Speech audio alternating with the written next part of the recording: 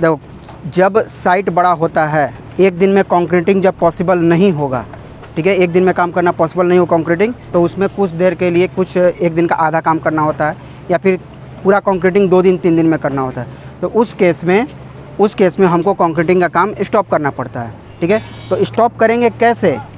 Stop करने का एक तरीका है। क्या तरीका है कि कंक्रीटिंग हमको एकदम बिल्कुल परफेक्ट जॉइंट हमको नहीं बनाना होता है। अभी यहाँ जैसे कंक्रीटिंग, आज का कंक्रीटिंग ये नहीं है, ये कल का कंक्रीटिंग है, और अभी काम इसमें बाकी है। कल टाइम ख़त्म हो गया, दिन ख़त्म हो गया, इसलिए नहीं किया गया। तो हमेशा इसको इस ले में छोड़ना है ताकि एक लैप जॉइंट क्रिएट करे। लैप जॉइंट का मतलब क्या होता है? एक दूसरे के ऊपर ओवरलैप करना। हाँ, लैप जॉइंट का मतलब हमारा स्लैब पहले से ढला हुआ था और इसके ऊपर हमको एक दूसरा इस तरह से लगाएंगे ताकि हमको ये दोनों आके गैप क्रिएट करे, ठीक है। तो मतलब कहने का कि जॉइंट हम नहीं बना के छोड़ेंगे, क्या करेंगे, एक स्लोप टाइप का, चाहे तो बीम में करना हो, चाहे इसमें स्लैब में करना हो। जैसे यहाँ बीम में भी किया हुआ है, इधर आना, बीम में यहाँ पर आ जाओ,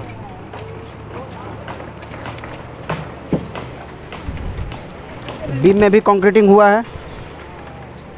बीम में भी जैसे कंक्रीटिंग किया हुआ है, तो उसमें क्या है, एक ढलान टाइप का, एक स्लोप टाइप का उसमें भी तुमको दिख रहा होगा, ठीक है। यहाँ भी कंक्रीटिंग हुआ, क्या है कि ढलान टाइप का दिख रहा है। आज जैसे होगा तो ये हालांकि तो जॉइंट रहना नहीं चाहिए, क्योंकि वाटर का लीकेज होने लगता है, पानी सिप करने लगेगा, तो जिसके वजह से क्या करते हैं, इसमें जॉइंट रखते नहीं है। लेकिन जब पॉसिबल ना हो एक दिन में कंक्रीटिंग करना, तब हम लोग क्या करते हैं, जॉइंट देना वहाँ पर मजबूरी हो जाता है, और उस केस में हमको जॉइंट बनाना होता है, तो एक स्लोप टाइप का देते हैं, ठीक है। तो ये ध्यान रखना होगा कि हमको जॉइंट एक तो नहीं प्रोवाइड करना है, जॉइंट प्रोवाइड भी करना है तो किस ले में, एक स्लोप के टाइप में, ताकि आज जो कंक्रीटिंग होगा ये दूसरा आकर के उसको कम्प्लीटली उसको फिनिश कर देगा, ओवरलैप उसको कर देगा, ठीक है। जैसे अभी वहाँ कंक्रीटिंग चल रहा है, तो आज इसको क्या किया गया, आज इसमें फ्लो कंक्रीट के हेल्प से इसको अभी सरफेस को प्लेन किया जा रहा है, ठीक है। तो ये काम कब करते हैं, जब हमारे पास में एक दिन में काम करना ख़त्म करने का टाइम नहीं हो, टाइम अगर कम पड़ जाएगा।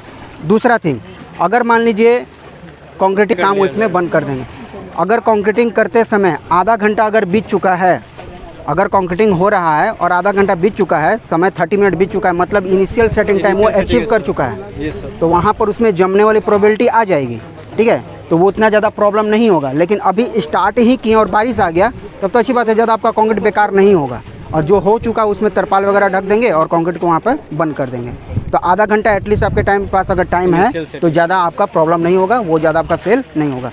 तो आज हम लोग क्या सीखे कि कंक्रीटिंग अगर करना है तो जॉइंट में कैसा रखना है, एक लैप जॉइंट में, एक स्लोप जॉइंट में उसको प्रोवाइड करना है, ठीक है।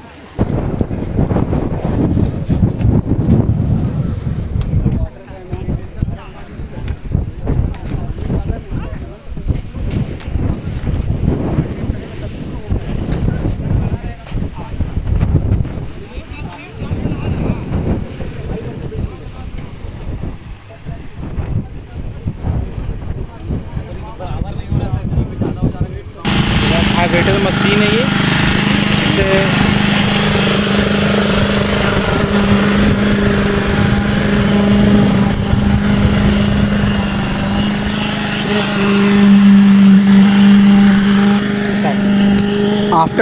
आफ्टर कंक्रीट जब प्लेस कर लेते हैं तो उसके बाद इसको कॉम्पैक्ट करने के लिए हमें वाइब्रेटर का यूज करना पड़ता है। ये वाइब्रेटर जो है इस कंक्रीट को इतना हैवी कॉम्पैक्ट कर देता है कि इसका स्ट्रेंथ प्रॉपर इसको मिल पाए, ठीक है, हनी कम स्ट्रक्चर ना रहे और प्रॉपर कॉम्पैक्शन हो, इसलिए हम लोग वाइब्रेटर यूज़ करना बहुत कंपलसरी हो जाता है इसके लिए।